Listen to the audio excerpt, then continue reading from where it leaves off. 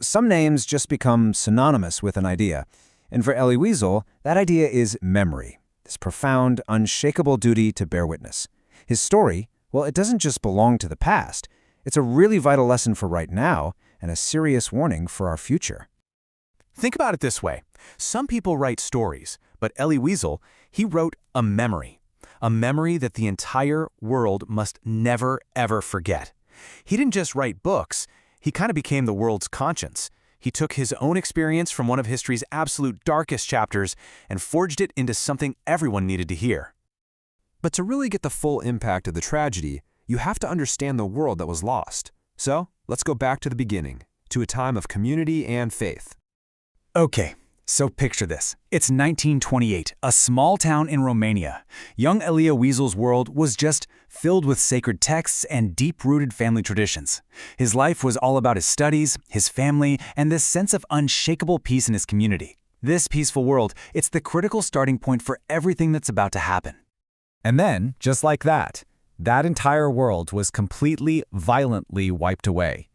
This is the moment his life and the lives of millions of others just plummeted into an unimaginable abyss. I mean, the speed of it all is just staggering. In 1944, he's only 15 years old, and his life is just turned upside down. First, they're forced into a ghetto, then deported to Auschwitz. In the span of a single year, he's forced on a death march to Buchenwald before he's finally liberated. 1 year, and his entire world was gone. And behind those dates on the timeline are these devastating personal costs. At Auschwitz, Elie was immediately torn away from his mother and his younger sister. He never saw them again. He and his father just clung to each other, somehow surviving starvation and unbelievable brutality, only for his father to die just a few weeks before they were liberated. He survived, yes, but he was completely and utterly alone. So, what happens after something like that? Liberation wasn't some magical end to the pain. No way. In a lot of ways, it was the start of a whole new kind of struggle, just trying to figure out how to live with those memories.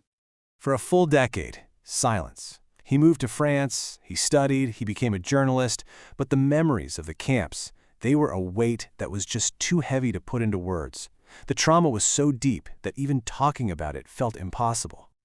So this led to this huge internal battle. On one hand, the pain was so overwhelming that silence felt like the only way to survive. But on the other hand, this powerful truth started to emerge. Silence helps the oppressor, never the victim.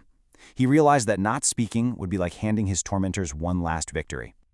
And his decision to finally break that silence, well, it would lead to one of the most important works of the entire 20th century. So in 1958, he published Night. And let me tell you, it wasn't just a memoir. It was an act of defiance against the very idea of forgetting. This short, raw, devastating book turned his private suffering into a universal warning for all of us. The real power of the book comes from its brutal honesty.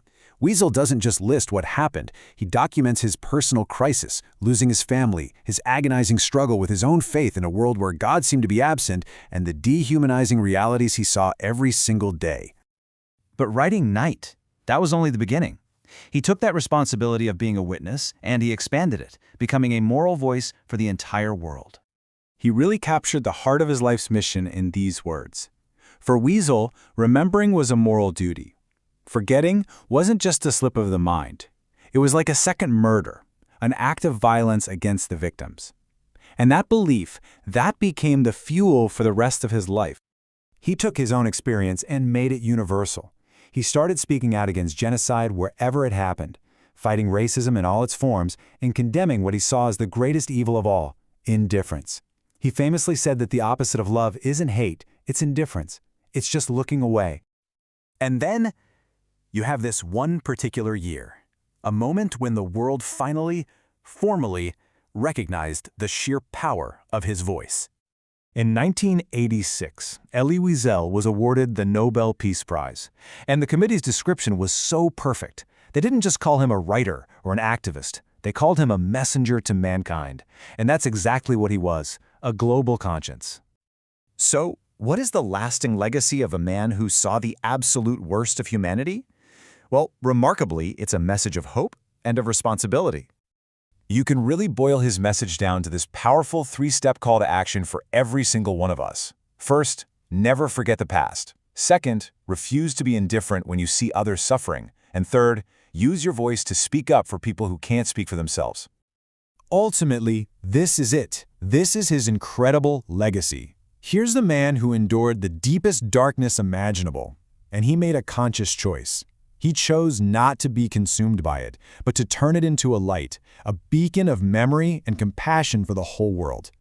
And that leaves us with one last crucial question. His work is done, but the responsibility he talked about, well, that now falls to us. His legacy isn't just something to admire from a distance. It's a torch that's been passed to us. So the question is, what are we going to do with it?